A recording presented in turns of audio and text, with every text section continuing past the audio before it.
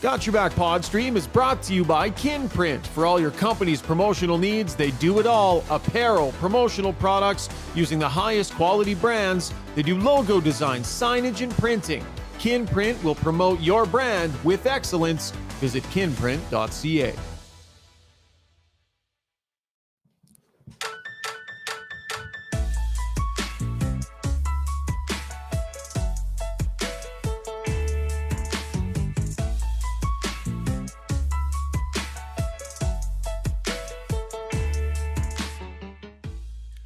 Happy Monday to you folks, and welcome to Got Your Back live stream edition. Rob Brown and Jason Strudwick will be joining us tonight.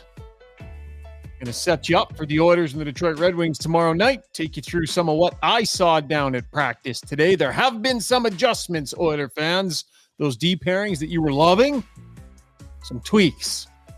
We'll get into that and plenty more on tonight's podcast. That is, as always, brought to you by our fabulous title sponsor, Sherwood Buick GMC. Come check out the massive, beautiful showroom. They are the number one GMC dealership in all of Canada, volume-wise, 6 years running. And it's easy to see why, right? They've got trucks in stock, or they can get them in short order. Staff is fantastic. The process is streamlined. Mention that we sent you. Mention that the podcast sent you. And you'll not only receive specialized pricing, you'll also get 3 free ultimate detail packages on new or used vehicles. Visit Phil and the crew in Sherwood Park or online at www.gmcpod.com. We're coming to you from the Long Shot Studio, but on Thursday nights, we're actually going to be coming to you from Long Shots itself on location for our post-game pod. Check out the game on their big screen. Order from their NHL menu. Have a cold one. All game days are happy hour with $5 Long Shots lagers. So Struddy and I, Brownie has to do his day job, so he can't be there. But Struddy and I will be live at Long Shots Thursday after the game. Now, by the way, guys, we're going to do some hat giveaways that night. Haven't figured out exactly how we're going to give away hats. We're going to give away a few hats on Thursday night. I'll come up with it and let you know before the end of the pod. By the way, Struds, did you give Brownie the hat that you were supposed to give him, bud? No, I don't think that's what I was going to happen. You said you would take it to him to the game on Saturday evening, I believe, or this weekend. Was it? Maybe I'll come to Long Shots and maybe I can win one. That'd be kind of cool if I could win one. Lucky. Will Reed let you off? Do you have to do post game on Ched Thursday night, or can you just come to Long Shots instead? Maybe we'll just do our double post game there. We'll bring Reed. We'll bring our mics. We'll all do it together. One big happy family. Simulcast. We'd love to have Reed on sometime. Reed Wilkins is an absolute beauty. One of my favorite people down at the rink. Yep. Oh man, we've got this really weird thing going too, Reed and I, Study, where we're as mean to each other as we can possibly be. Every morning he'll come up to you like, "Hey Ryan," and I'm like, "Well, unfortunately, you showed up again," and we just start ripping into each other, which you would never guess, Brownie, because he's the nicest man you'll ever meet. But it's a little bit, it's almost getting weird how mean we're being to each other. Well, it's funny because most of the people in media are jerks. He's actually one of the few that isn't. And Struds, you look good, buddy. Did you have a little nappy poo today? I had a little rest. Yeah, it was a little tough day for you. You really Super Bowled last night. Yeah. And it affected you today. It did. I was inspired by the halftime show of Usher, and I dropped the hammer a little bit in the second half. And I had a couple ice times today where I probably wasn't at my best. You wouldn't have known it. I faked it pretty well, but it wasn't best. No, the second session that you and I were on the ice today with, you had no stick. Yeah, you went half the session with no hockey stick. Someone broke my stick. We were playing a game, and one of the players, the kids, took a slap shot and hit my stick and broke it. Like, but if it didn't hit his stick, it was gonna hit his leg and break his leg. So then he just played the game. You don't bring a spare? Like to coach, you don't bring a spare? Oh, coach, of course not. Why would you bring more than one? Why'd you bring a spare? If you break one, you go home. Yeah. I mean, seriously. I guess so. You guys want to quickly talk a little Super Bowl before we get to the breakdown? Like, what did we think? How was the halftime show? Brownie's happy. Struds, do you care? Where were you at, Struds, on that one? No, it bothers me that Rob Brown is a recent fan of the Chiefs, and he shouldn't be allowed to. We should reject his cheering because you just joined the team. You just started cheering. As soon as they go bad, he'll find another good team to cheer for. Bandwagon bouncer? No. When Mahomes came into the league, I said, that kid is good. I want to follow him. And Andy Reid went to KC. I was a big Andy Reid fan, so I started cheering for him. And then I gave Struds heck today. I said, well, Matthias Ekholm gets traded to the Edmonton Oilers. All those Swedish fans over there love Ekholm. Are they not allowed to cheer for the Edmonton Oilers now, Struds? Are they not real fans? But you should have a team you follow through thick and thin. Because I do.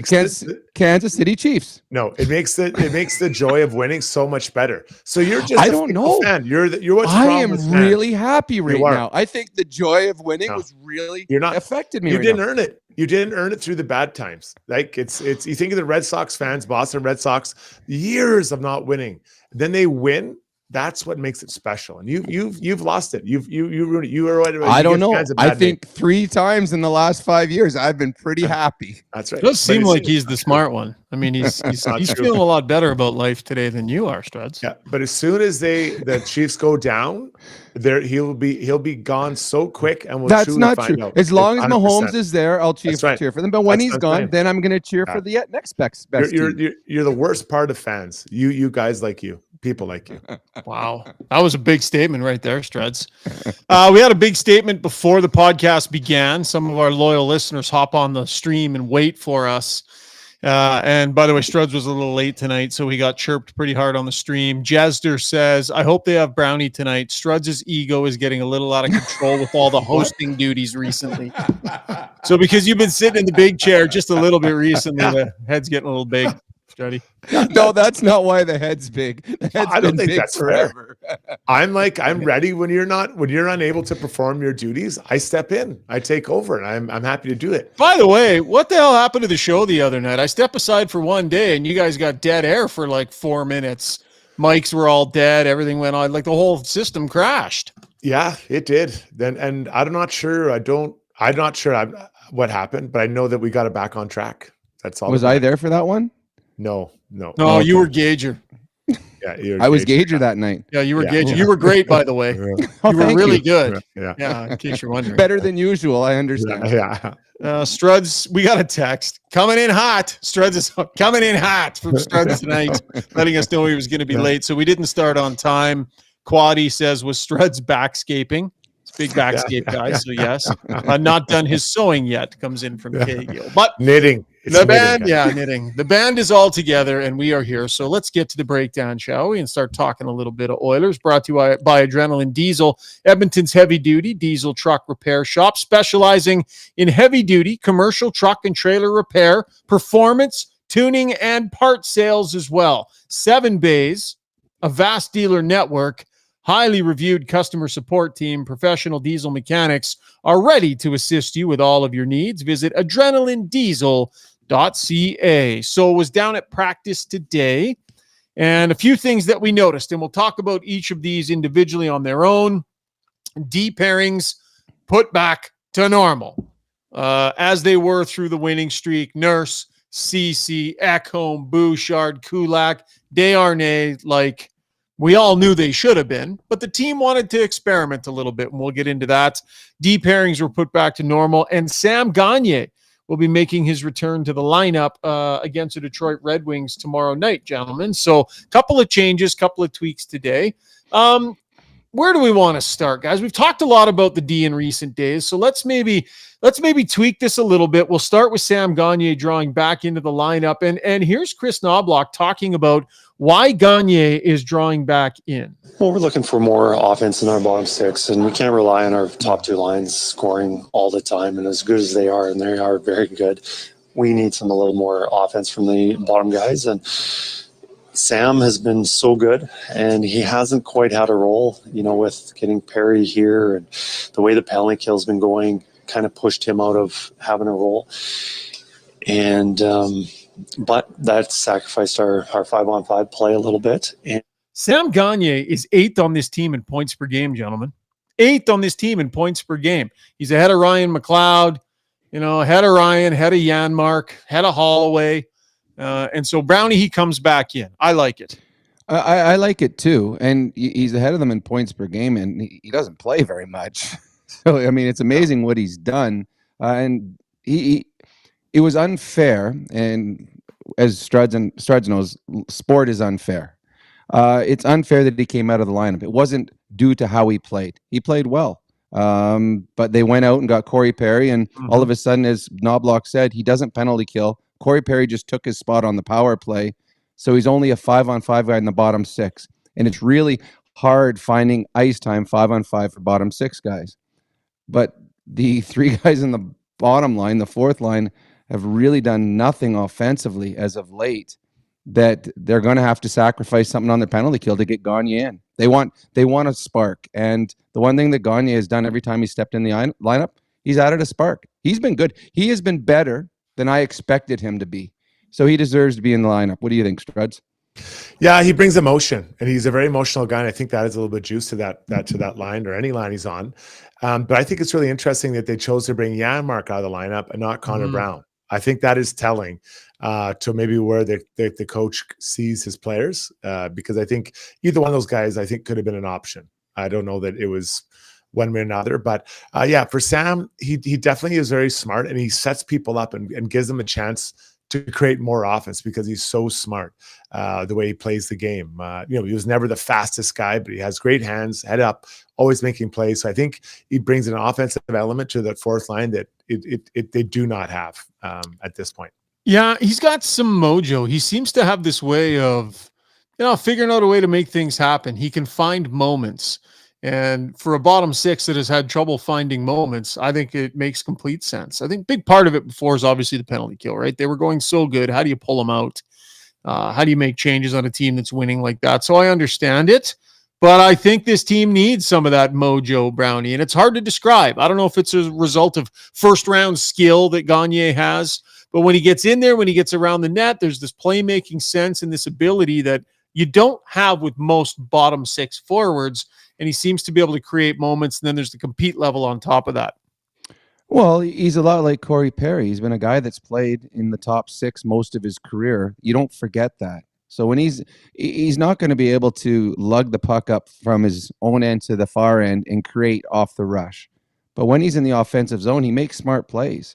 Yeah, some great plays from behind the net. He goes to the right areas. The one thing I always remember about Sam Gagne, even when the things weren't going right here in Edmonton in one of his other stays, he's a professional and understands, okay, I got to go out and hit someone this shift. I'm not a hitter, but it will get the crowd into it. Oh, no, I'm going to have to go fight someone this shift because that's what the team needs right now. He understands what it takes.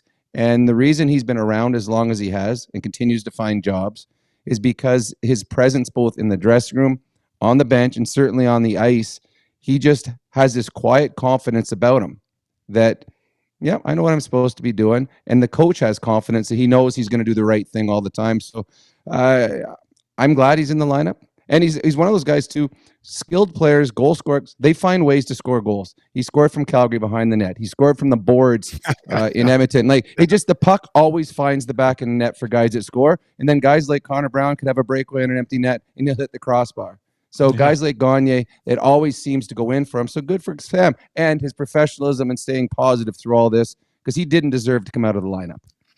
I wonder if he doesn't get a chance on that third line at some point, because those three guys, they skate around fast, but there's not a lot of hockey plays at times, right? There's speed, there's skill, there's big shots, but not a lot of hockey plays being made on the half ice. And I think since Corey Perry's come off that line, you've lost a little bit of that, because Corey makes hockey plays. He's not fast, and I don't think we have to rehash what he is, but there's not hockey plays being made. And Sam and Corey have been around so long, they're very wily. And so I wonder if we wouldn't get a look at that. And that's not to say that, Fogel's getting traded or something, but just to have a bit more hockey plays on that line, Brownie. Yeah, hockey IQ. Both Perry and Gagne have very high hockey IQ, and not every player in the National Hockey League does. Some players just have God-given skill or body or speed, but certain players have the IQ, and Gagne is one of those guys. So bigger picture, looking for offense, right? And Chris Knoblauch said that. We're looking for more offense in our bottom six, but I think looking for more offense overall for this team. Shutout in their last game, then they end up with one I think they had against Vegas. Since the break, they've kind of been sputtering here to find the offense. They're looking for more offense at even strength. Let's get to the Weiss Johnson soundbox here, and we will hear from Connor McDavid about the recent offensive struggles. Yeah, offensively, it's been tough since the break. three tight games. I thought obviously Vegas was a tight game. I thought getting both teams coming off their breaks, I thought they had played with lots of energy. Anaheim played really well and solid, and obviously the same for LA. So I think making a couple more plays, bearing down on their chances, obviously that those things will help.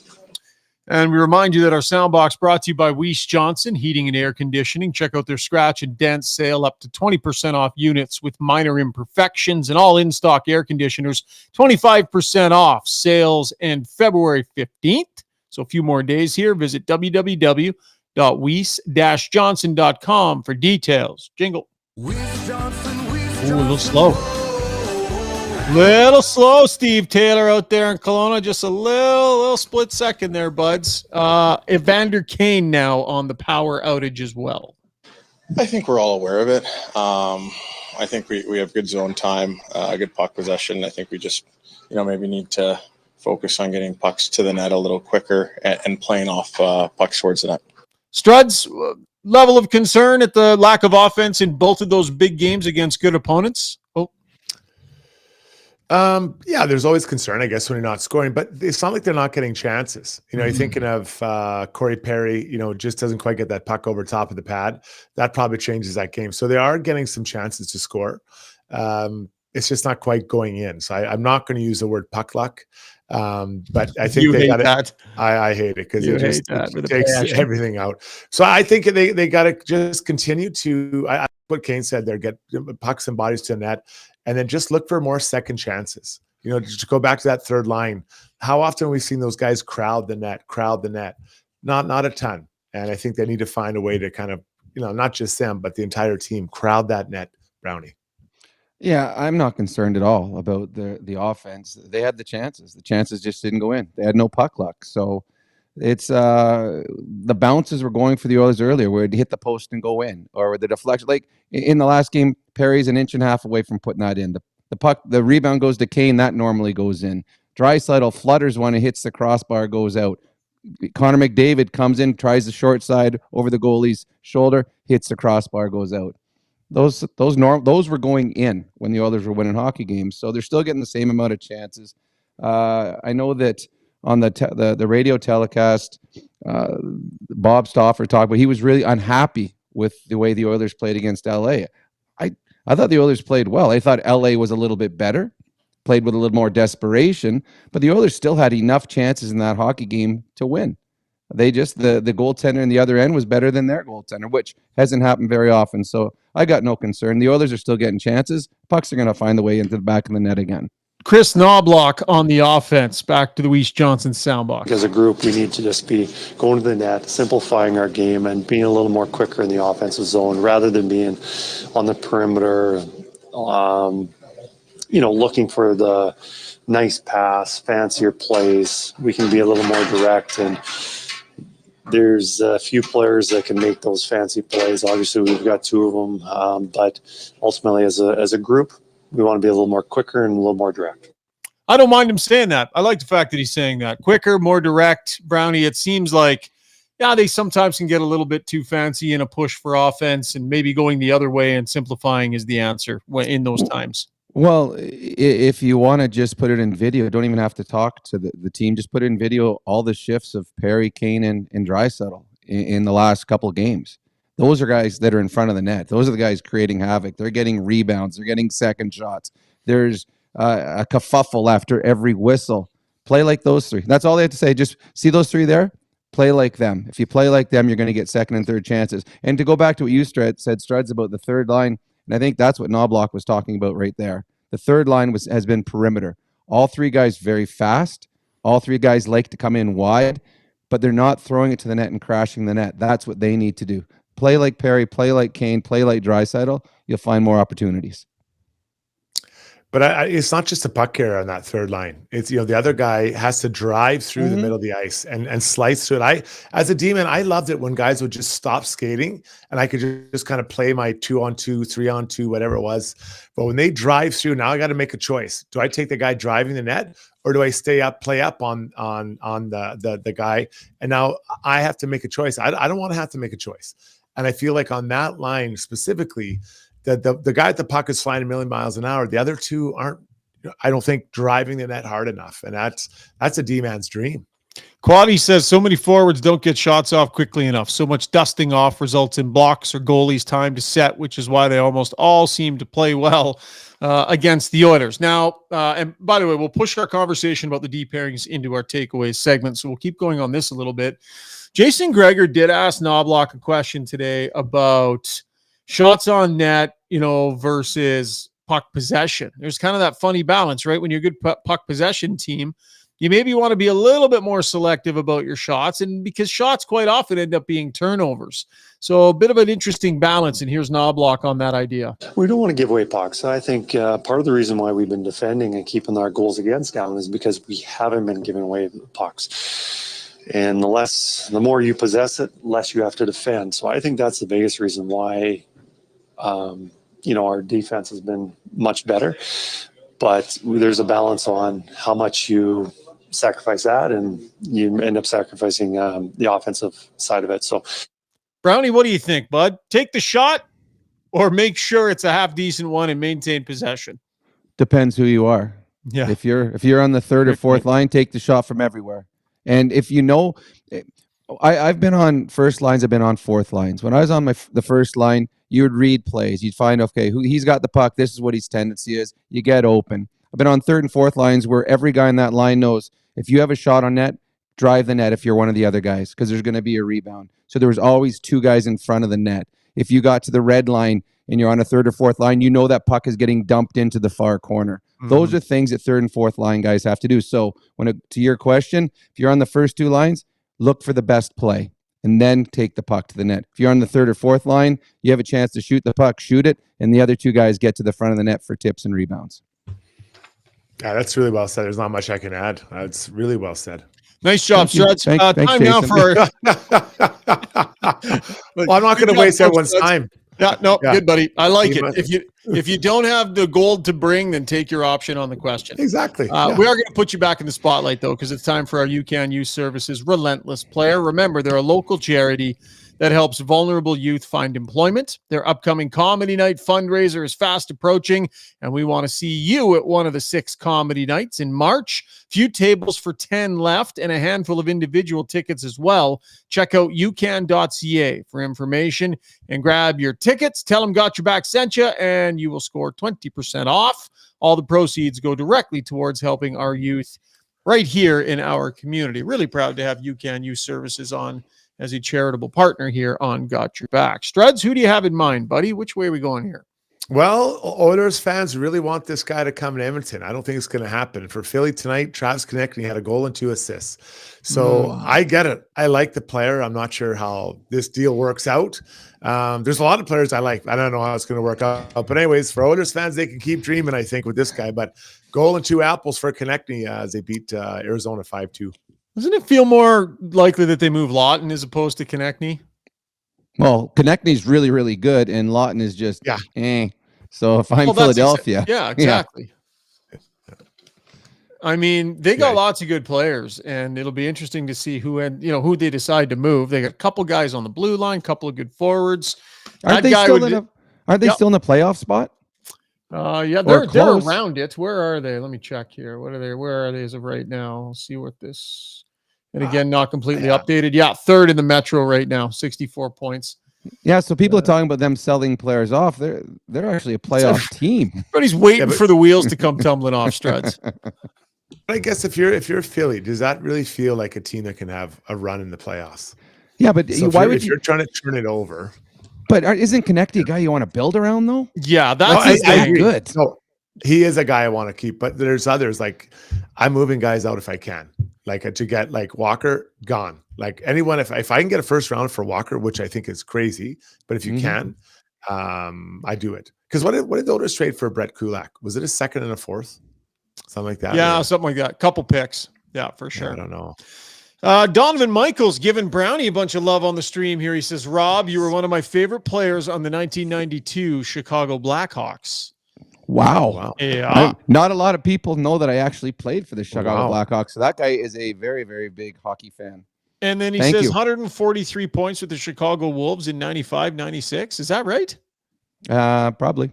They still talking about As- you there? That's a little bit further down on the stream. But so lots of love for Brownie. And so there thank should you. be. Whose appearances, by the way, brought to you by our great friends at Kin Print, who put together this little one-off got your back hat for me. If you're a new company, see how Kin Print can help you with logo design and branding. Visit kinprint.ca. Going to have another hat giveaway right before our Ask Us Anything a little later on in the podcast. So stay with us. Tons more to come. Short break. We'll be right back. Say goodbye to unruly hair and hello to a smooth and silky back in minutes with Backscape. Shave your back solo with no mess with Backscape's water-resistant long handle and patented 6-blade design, leaving you with a no-mess shaving experience all in less than 5 minutes. Shop now for 40% off select kits just for you, our Got Your Back listeners. Use promo code GYBPOD on checkouts and make 2024 your year to elevate your grooming routine. The Edmonton Sport and Social Club's spring season is set to go in May, and registration is just around the corner. Team up with your pals to play in slow pitch, beach volleyball, outdoor soccer, ultimate frisbee, and even cornhole leagues to keep the spring months full of excitement. Spring leagues begin in May. Registration opens on February 8th. Visit EdmontonSportsClub.com for more details. Long Shots Golf is the destination for both golf enthusiasts and sports fans. Top-of-the-line TrackMan simulators provide a highly entertaining and accurate golf experience, while a full-service sports bar loaded with big screens and scratch kitchen make it a truly unique destination. They have locations in Sherwood Park and Edmonton. Experience the best indoor golf and sports bar in town. Visit longshots.ca. That's longshots with a Z.ca.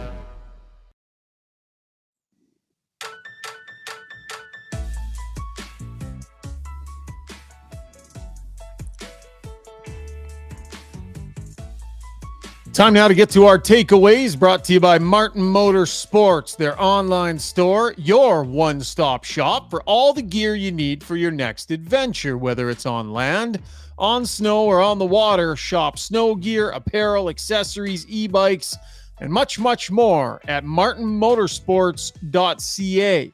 Use the code GOTYOURBACK, that's GOTYERBACK, for $20 off of your next order at Martin Motorsports.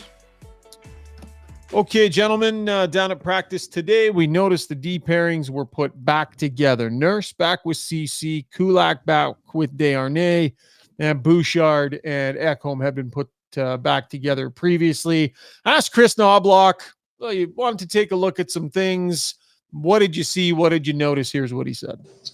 It's so difficult to evaluate just in such a short period of time. And I think we wanted to have a look at what the chemistry and if we can get more out of guys, and also balancing ice times on, maybe a guy playing a little more than they should, or other guys we feel that they could probably be providing a little more if they were on the ice. And, I thought some guys stepped up, but I think ultimately it is so important to have the chemistry of partners playing together, and we're going to go back with our regular D-pairings. Okay, two conversations to be had here. One, what did we see? Two, why did they do this? Let's start with two, since today is the day they flipped it back. Brownie, why do you think they took D-pairings that have been working pretty great guns for them for a couple of months and flip-flopped them all over the place? In hindsight here, what do we think? No idea. No, seriously, no idea. When it came to Desharnais, maybe they're seeing if Desharnais can take a step up, because Desharnais is played well this year, he and Kulak. But let's be honest, they've had a lesser competition. Nurse and Cece are playing against all the other team's best players. So they're saying, okay, can this 6'6" hulk of a man, do you think we can get more out of him come playoff time in a defensive role? So I can understand him, Desharnais and Cece flipping. I just never understood why they broke up Ekholm and Bouchard. So when it goes to why they broke the three pairings up and changed them around, I honestly have no idea. When you have something that's working that well, I think that's something that you want to keep as long as you can. So I was, the day that I saw the tweet, I was absolutely shocked that they had split them up. It's I think that they wanted to get a different look and just see what it looked like if there's some injuries. I think people discussed that. But what I don't understand is that when you flip Darnay and CC, it's like rearranging the furniture in your living room. It's still the same furniture. It might be in a little bit different spot, but it's not giving you anything new. So both those guys are similar in that they're more defensive minded, not a ton of offense, and not great passers. Like as far when I'm talking like elite level passer, like we see from Bouchard. So you could tweak it, but you still have the same look. So I don't know if they're seeing if they can unlock something different in one of those guys and find a little bit more offensive flair out of them. But that's an area for the Oilers they're going through. They don't have a lot of offense on the right side after those the obvious guy that runs the power play, Bouchard. Okay, this doesn't feel like a Chris Knoblauch joint. This doesn't feel like a Chris Knoblauch maneuver. This has got big picture written all over it. Shane Matheson dropped it into the stream here, and I agree with him. This is where my head is at. To see if Vinny can handle big minutes in case CC gets moved, right? Put Desharnais next to Nurse, get a little bit of a look, little bit of a feel for it. Had they won the last, 2 of the last 3 games, say, I wonder if maybe they wouldn't be continuing with it. I think at a certain point, a coach goes, okay, we're not experimenting anymore. Thanks. I'm going to go back to my winning lineup now. But this has management wanted to take a look at something. Head coach, of course, would be on board with that idea, at least giving it a look. Brownie, to me, it's in a lot of ways about that. But to your point, that they still didn't need to mess with the Bouchard pairing to do that. See, I agree with what Shane said, and that's what I thought at first. And then I looked down the list and I saw, oh, wait a sec, they changed that one too. So that's why I didn't understand it. And again, I like Desharnais. I really do. I love his story. I love the guy as a player. There's so much he brings, but I don't see him as a top 2 shutdown defenseman. When you start playing against the other team's best players, I think his physical size, he will be able to handle, the Kopitars and stuff like that. But then you got to start thinking the top 6 players, they all get speed. And I think that's where he would get exposed a bit, trying to Kempe for LA. I mean, as a guy with speed, you're looking for the slowest guy on the ice to try and skate at. So they all of a sudden they're going to, hey, there's Nurse over here. Let's all veer over to the other side to Desharnais. So I think Cece has done a very nice job playing with Darnell Nurse. And I think that Desharnais has done a very nice job in the controlled minutes that he gets playing with Kulak. Yeah, there's no doubt. I mean, I have nothing really earth-shattering to say. I was kind of beating this up, over the last couple days. But when you're looking back on what you're trying to accomplish, I think they do have to see what else they can find for pairings, because there are going to be injuries. There will be injuries, and I think now you can say, okay, Vinny can play up there, and he's fine. Like he's fine. It's not ideal, but he's fine, and I think that's a positive takeaway from that. But in a small sample size, man, it's hard. It's really hard to nail it down. What are we talking about? 50 shifts, 60, 70 shifts, somewhere like that. It's not like it's 1,000 shifts together. Well, and the idea that they would maybe, if they move CC out, you'd think that there ideally would be an upgrade coming back, and wouldn't that upgrade on the right side be playing with Darnell Nurse? Like, isn't that where the new defenseman is likely to go? Unless they're bringing in a guy that they view more as a third pairing guy. Which wouldn't make sense at all. Yeah, which isn't really upgrading unless there's some big money savings or something. So anyway, they gave it a go. It was whatever, and they'll go back to their regular D pairings tomorrow night. Guys, I want to talk about the fourth line real quick here with an eye on trade deadline.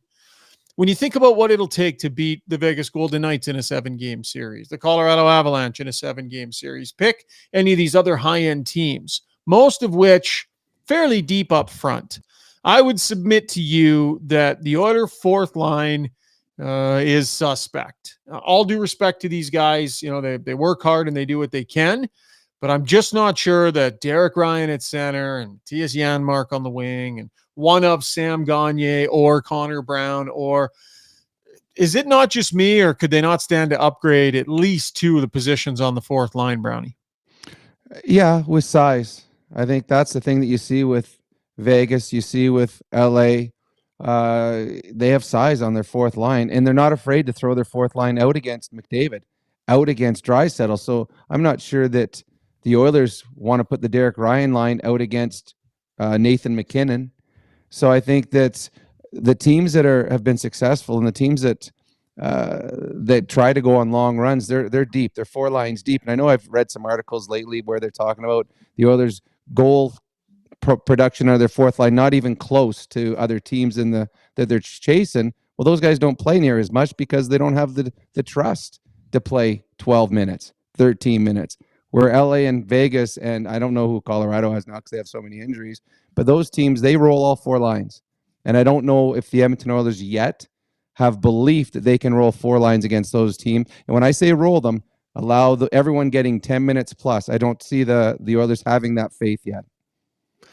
I think actually you only need 1 4th line player, because what's going to happen? One of the solutions is going to be internal.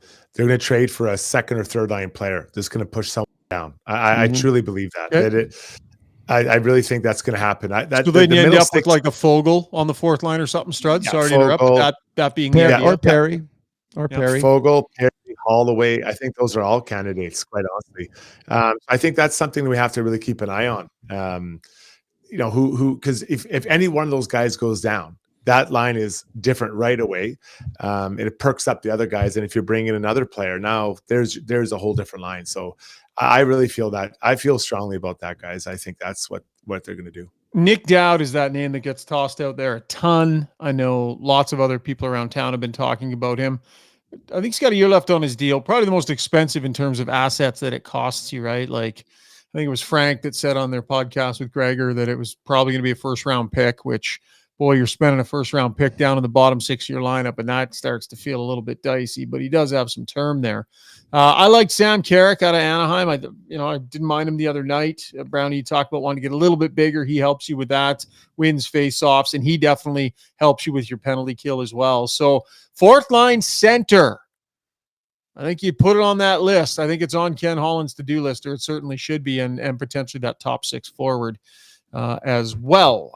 Okay, guys, good job. That was Takeaways brought to you by Martin Motorsports. Quick break. When we come back, Struddy's World, Brownie's favorite subject, Brownie's favorite segment. And boy, I got to tell you, Brownie, I don't know how we're going to contain this guy because he's all energy tonight, and we're going to hand him the mic and tell him to go. So stay tuned, folks. Look out. Okay, heroes, are you trying to tough it out through a sports or life injury right now? Trying to prove your mettle by grinding through, gritting your teeth? Well, Redefined Health is here to say it's time to come on in. At Redefined Health, they'll high-five you for your toughness and then get to work on helping you fix the problem. Helping athletes and heroes find better balance, performance, and injury prevention. Visit redefinedhealth.com. Time to talk about your mortgage? It doesn't have to be a daunting conversation. With over 16 years in the industry, Maria Gallus with Maximum Mortgages knows how to make it easy. With access to dozens of different lenders, let Maria customize the perfect solution for you.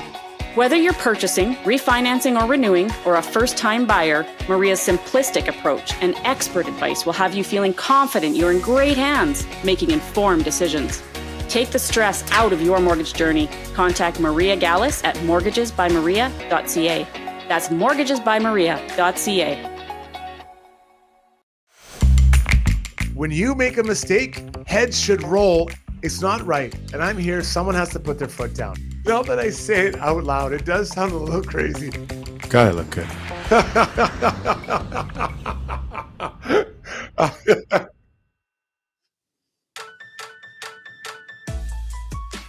Time now for Struddy's World, brought to you by DLR Vinyl Products, where they have locations both in Calgary, where we have a pretty shocking number of listeners and viewers. Heavy Calgary contingent joining us on the podcast all the time. Also a great location here in Edmonton, whether you're a homeowner, contractor, builder, DLR, the most reliable source for vinyl fence. Opened in 2005 and not going anywhere. Unmatched service, high-quality North American-made products. Visit DLRvinylproducts.ca. Struddy, take us on a journey, my friend. I went to the dentist the other day with my kids, and this is sloppy. We know this time of year, it's icy, it's not icy, it's melting. People track all this grit on their shoes. So this policy at this dentist office is you take your shoe off at the door. All right, sounds fair. I've got no problem. We're all following the same guidelines. I get it. You don't want to track all that grit and grime into your dentist's office. So I took them off. My kids took them off too. We go in there, sit down, and I'm like, why is there so much grit on the floor? What's going on? Well, there was 3 heroes, counted 1, 2, 3 heroes that decided they weren't taking their shoes off. There were the rebels without a cause. So I stared at these 3 people, it was 2 teenagers and their mom. I stared at them the entire time because it wasn't my teeth getting down, it was my kids. I stared at them, and every time they look at me, I'd look down at their shoes and look back up at them. To the point where it was literally uncomfortable, even for me, and I was the one doing the staring. And then finally, they got the message, and they went and took their shoes off. But how could you be that clueless?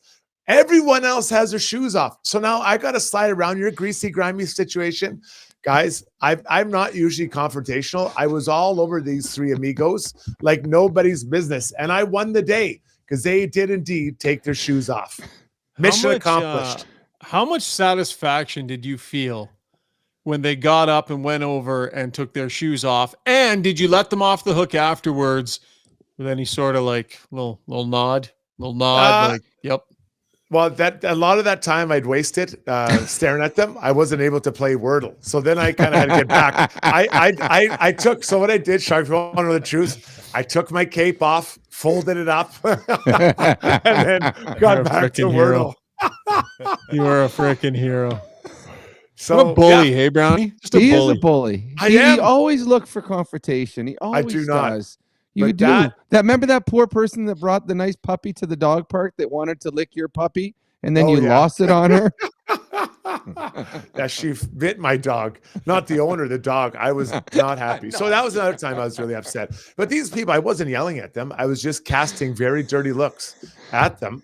Until it took about 10 minutes, they finally got the shoes off. I think someone clapped. I heard a clap. I don't know where it was from, but there's 3 less viewers for got your back. I have my hat on. Was this Madge's office? Do you go see Madge Wabrowski? Is that who your dentist is still? No, this is yes, but this is for something. This is a separate issue for the kids. But yeah, I do go see, but it wasn't his office. No. So just cast us the glance right now, like play it out here. Give us a look at what your look looks like. It's hard to do it in the moment, right? No, just try. I worked it up, and I'm not angry, but I don't want to say it was something that you'll know. You'll know when I give you the look about the shoes, but then I look down, I look at the shoes, I look back up, I'm like, come on, and they finally got it. These 2 teenagers and their mom, 3 amigos. You are getting grumpier and grumpier in your old man Struddy. You're not old Uncle Struddy. You're Grandpa Struddy now. Trizent says, this reminds me of Struddy's flight story where he wouldn't let the guy next to him sleep on a flight. Please tell that story. I haven't heard that one, Struds. I haven't heard that one. I forget what happened. There was something that was going on. What was going on? I think it was the guy behind me in the seat. He kept trying to put the seat back. Or was he trying? The guy in front of me, he would put the seat back. So I kept hammering the seat because this is my belief: is that you shouldn't put the seat back till you're in the air, and you don't need it back the whole time. So this guy, as soon as I got on the plane, he reclined his seat like right away. So he was right on me. I didn't even get a chance to move. So I just kept bumping it and shaking it and getting up to go to the bathroom and leaning into it. Just irritated him the whole flight. That's awesome. So I didn't make any friends. Gavin says, well done. Those people thought you were a psycho, by the way. Just so you know, the way you looked through their eyes. And I hope they did. I hope there's a lesson. Because why? I just can't stand it when people are either just have no clue or they're just another thing you could have done, Jason, you could have said, hey, excuse me. I don't know if you noticed the policy they have here. You might have missed it on your way in. And she might have said, oh, God, sorry about that. Hey, kids, let's go change our shoes. Yeah. Or you could stare at them and give them dirty looks for half an hour. I guess there's two ways of doing it. I understand.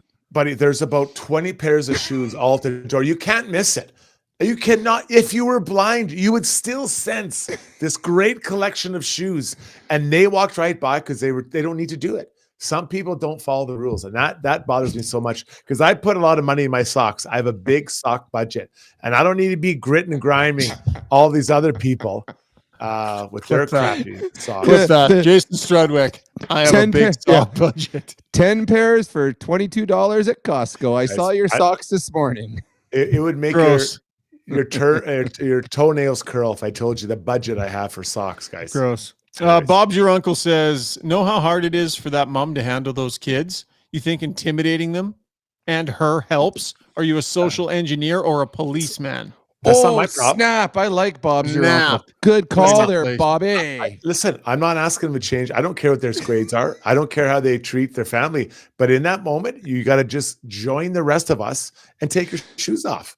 So that's the mom too, because the mom's a leader. Obviously, she thought it was too cool, and she had those really heavy ones with tons of treads. Or they were all on their phones when they walked in and didn't notice the shoes. And you could have just politely said, "Excuse me, ma'am.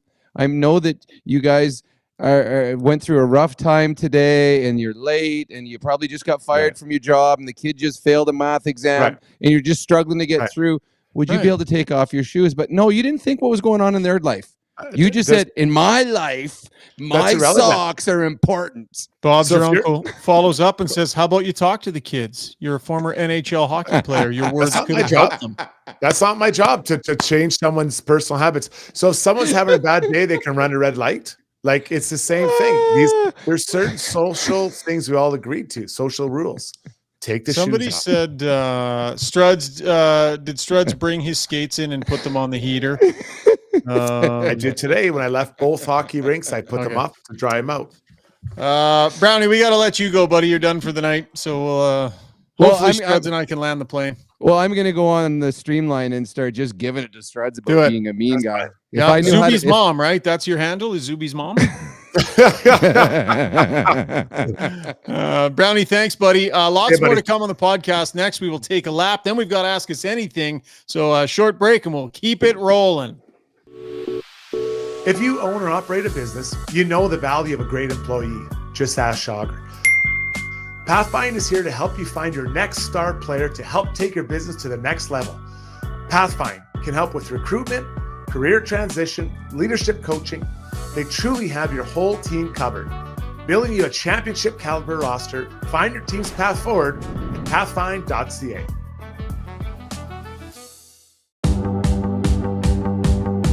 Winter is upon us, so why not make the best of it? Marmot Basin Ski Resort is where it's at. Ski half price every day, no blackout periods. Pick up your escape card for $99 and make winter fun more affordable. Half the price, all the powder. Get yours at www.skimarmot.com.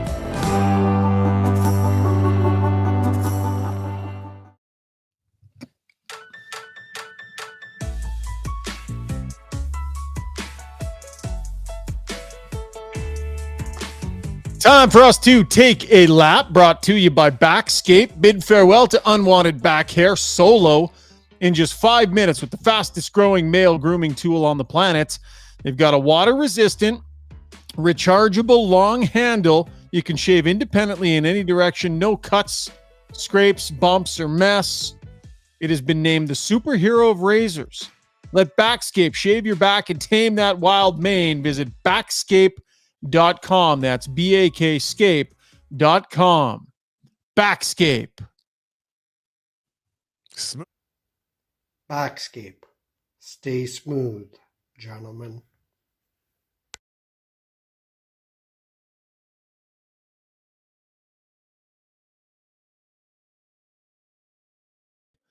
And he sent us that video wearing his nice new hat and actually showing that he can get it right. So Backscape, stay smooth, gentlemen. Nice job, Wayne.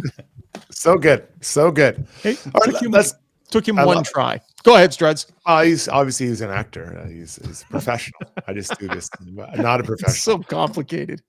Let's get right into it. So we kind of talked about the other night, Saturday night, when Morgan Riley cross-checked Ridley Greig shoulder and goes in the head.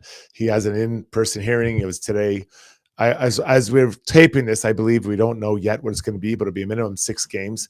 After the game, do you think it'll be minimum 6? I don't know if it'll be minimum 6. You don't think it is? Because it's an in-person hearing. Yeah, it has happened before. Where, anyways, go ahead and continue. Yeah. But the reason they do it is because it's going to be more than 2 or 3. So for sure. Yeah. Okay. So let's say it's going to be quite hefty. It'll be hefty. Yeah. It'll be pricey. So anyway, so after the game, I thought it was interesting that his coach said that, it was an appropriate response. And I was kind of surprised. I'm like, Yeah.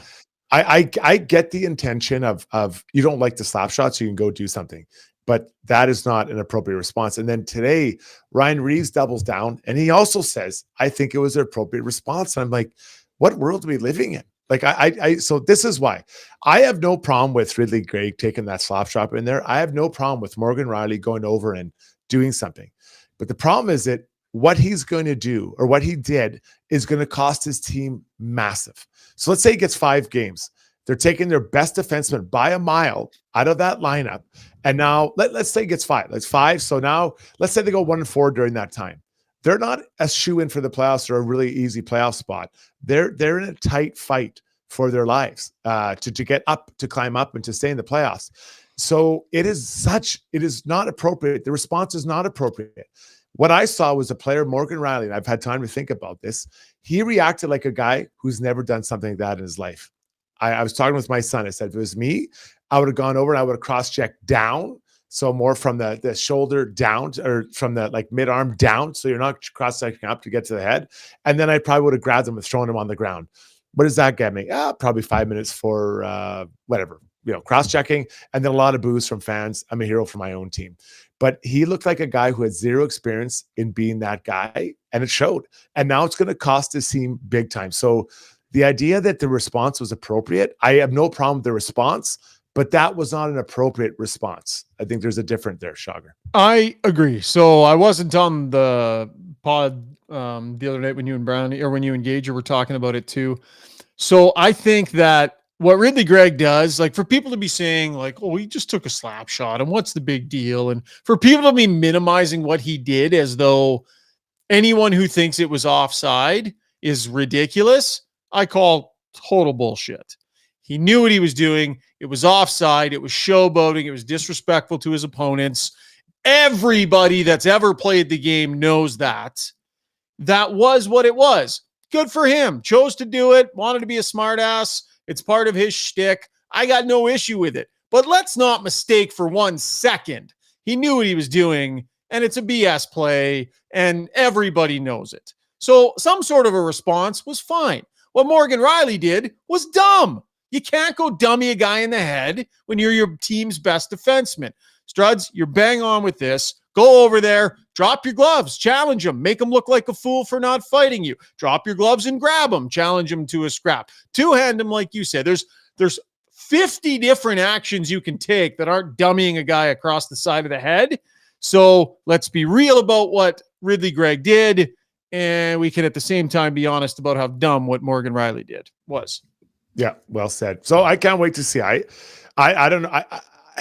I feel like it's going to be a pretty steep punishment, and it's going to hurt his team big time. Yeah. And that's going to be a problem for that team. The next one, Connor Bedard, sounds like he's coming back. Luke Richardson, head coach of the Blackhawks, was talking today, said he could expect it around February 19th. That'd be 6 weeks from the surgery. So it's feel like he's been out a long time. And you can imagine a rookie, you'd feel like he'd been out forever. He's been skating and all that stuff. So I think he'll jump back in and pretty seamlessly. It's a little bit different than a shoulder, knee. He's been skating, moving around. So I think that I think it'll be fine when he gets back. But this isn't just a good story for the Hawks. This is good for the NHL. They need to get this guy back in the league. So yeah, he'll be back. Could be February 19th after 1 or 2 team practices. 39 games. He scored 15 times already. He's got 33 points. He apparently was desperate to get back faster.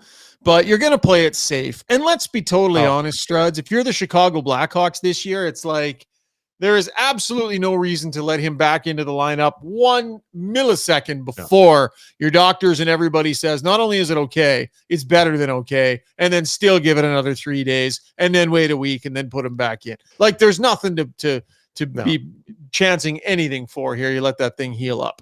Let it heal up. Let him feel good about it. And I expect he'll come back and have a great second half of the year for him. To maybe a bit unfair to call that, but is his second half. And I think it's important for him to come back and play so he can hit the summer healthy and ready to go and feeling good. But this team is not going anywhere. In fact, if possible, they're probably going to try to get worse. McFosidle said, by the way, Schauger, how's the hangnail? What's he talking about, Struds? I don't know. I don't. How is the hangnail? Is that? I don't know what. That's not ringing any bells here. Not at all. Hey, you know how sick I was the other night, right? You know that I would not bail on a podcast unless I was borderline on my deathbed. Like I don't take that. No, of course, I'd be nothing but respectful for your illness. Okay, it was bad. It was really bad. Are I you almost feeling better didn't make now? it tonight. I Really? almost didn't make. Yeah, I got this shoulder thing. I got a really Oh. bad knot behind my shoulder. I'm having a hard time even sitting here right now. So Oh, I'm gutting it geez. out, bud. I'm gutting it out. You miss more shows due to injury than Connor McDavid does in the NHL.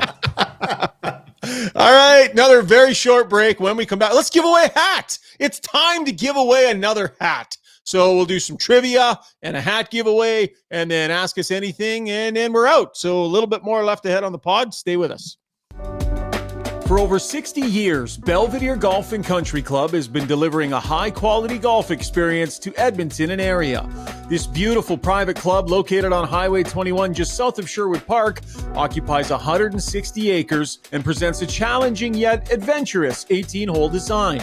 A beautiful clubhouse, fully stocked pro shop, and warm, friendly staff truly make it feel like you belong to something unique and special. Visit www.belvederegcc.com.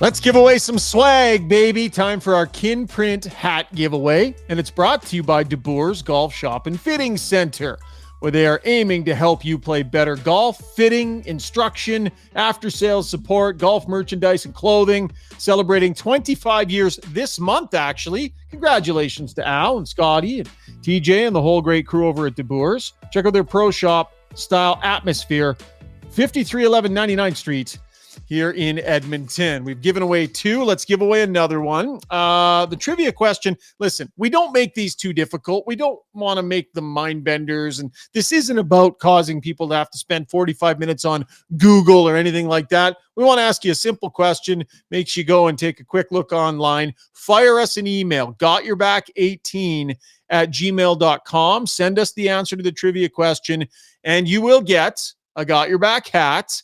And you will get $25 in store credit from DeBoer's. So when you go pick up your hat, give yourself a little extra time because they've got $25 in store credit waiting there for you as well. Simple one.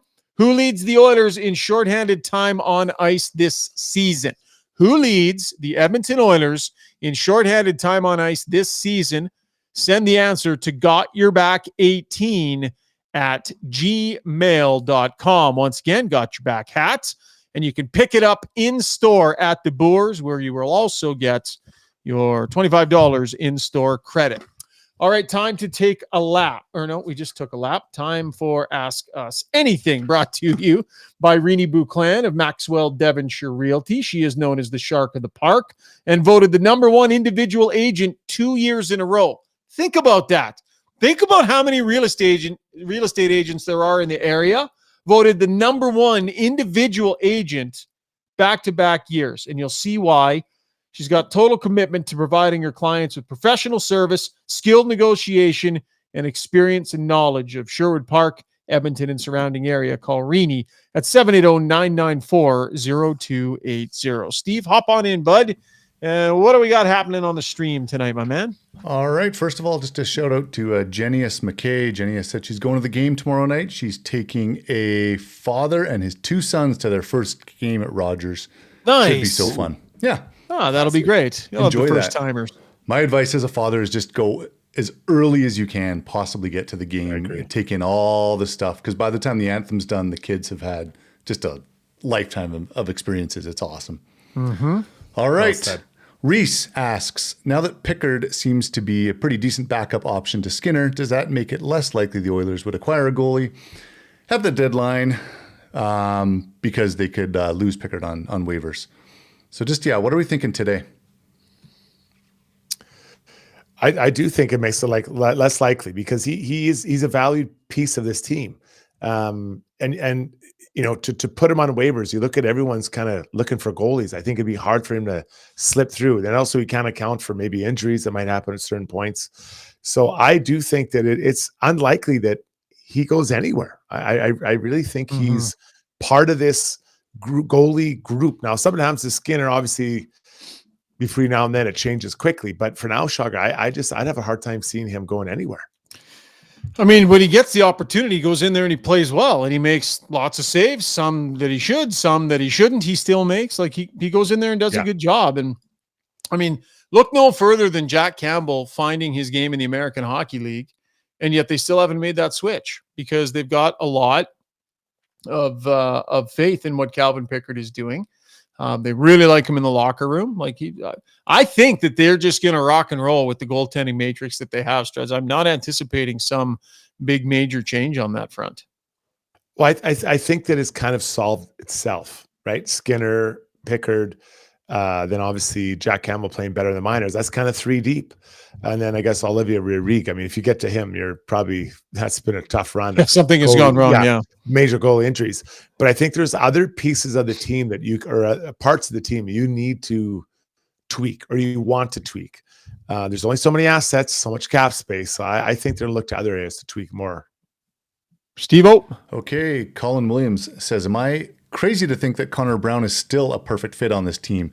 Sure, a few goals would be nice, but by the playoffs, who gives a shit? He's the right player. He was on the PK that went 90% plus. Yeah, I saw that comment come in when we were talking about Janmark coming out of the lineup instead of Connor Brown. And it's an interesting one, Struds. Like, he does a lot of things really well, but the offense is just, I mean, it's just like, it's a black hole. It's just non-existent. So is it okay to have a player who does things right, but just can't produce any offense? And I think the answer is no. Like, that's not okay. And championship teams generally don't have that, but what are you going to do? Yeah, I think it's okay when you make $750,000, but when you're making nearly $4 million, it's not okay. And I think we have to revise or remember what the plan was. The plan was for him to be a top 6 forward, and it hasn't worked out.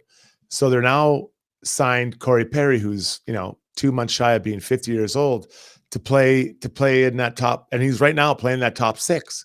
So that's what we have to keep in mind. His game is at the point where we're not even thinking about putting him in the top 6, right? If you're the Oilers. So I still want to believe, and I know I'm on record saying that he scored 15 goals this year, and it does seem a little bit unlikely at this point. Right.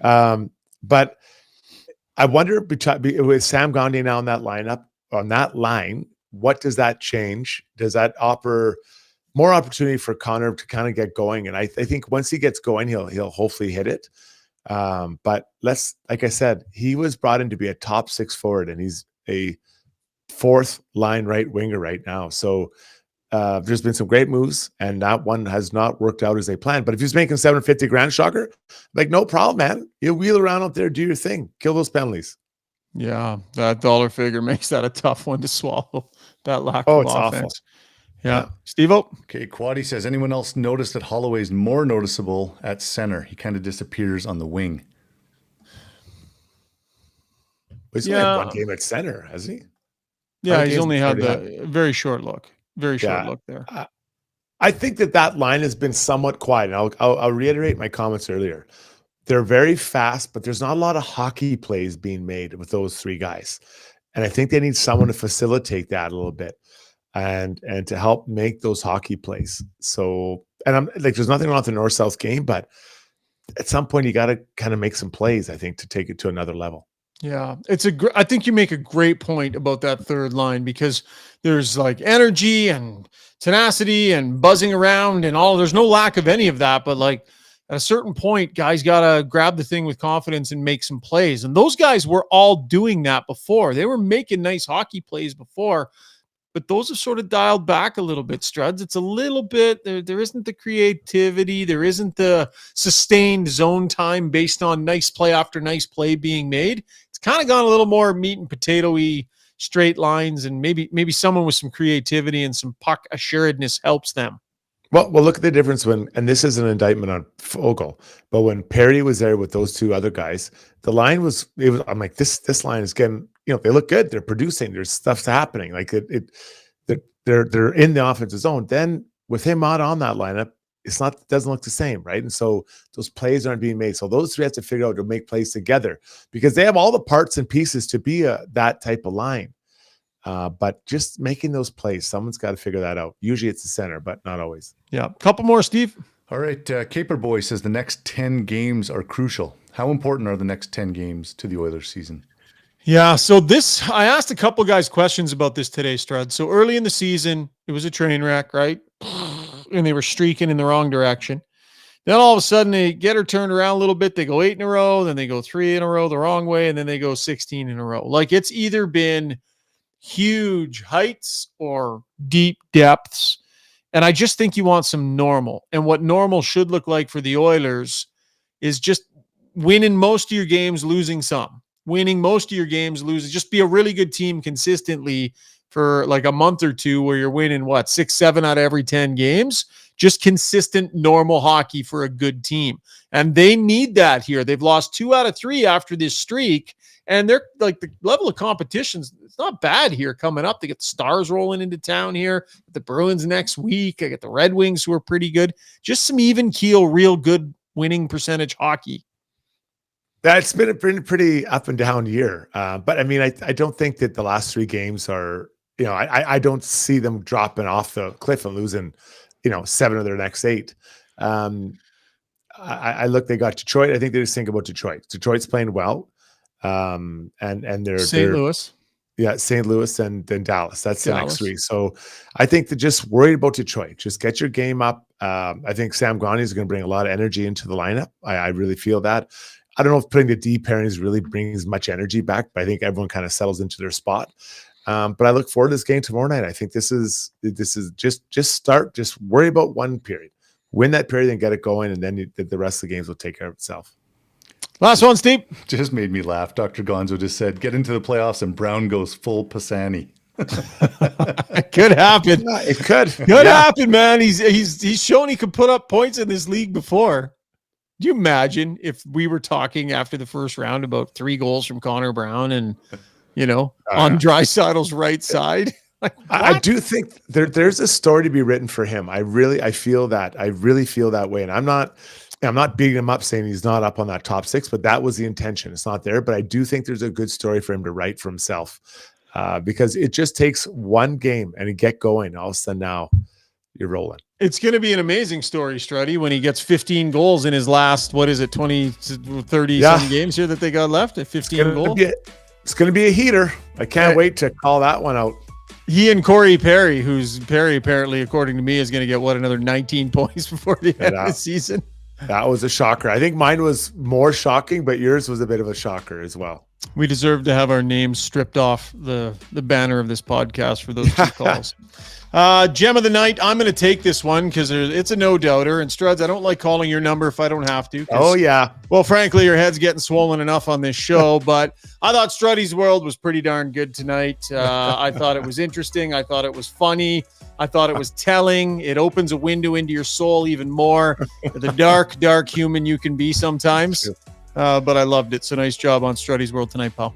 Yeah, good times. I'm glad your brothers will be happy. Maybe I got one good one in there. Tell them to one good one. Yeah, at least one half-decent Struddy's World a month for DLR Vinyl. You're welcome, guys. Okay, Steve, thanks, buddy. Great job. Thanks to everybody that hopped in on the live stream tonight. We appreciate it. Oilers and Detroit Red Wings tomorrow night here in Edmonton. We will drop a post-game pod when it is done. Look forward to chatting with you again then. Big thanks to Sherwood Buick GMC, our amazing title sponsor. Thanks for tuning in to Got Your Back.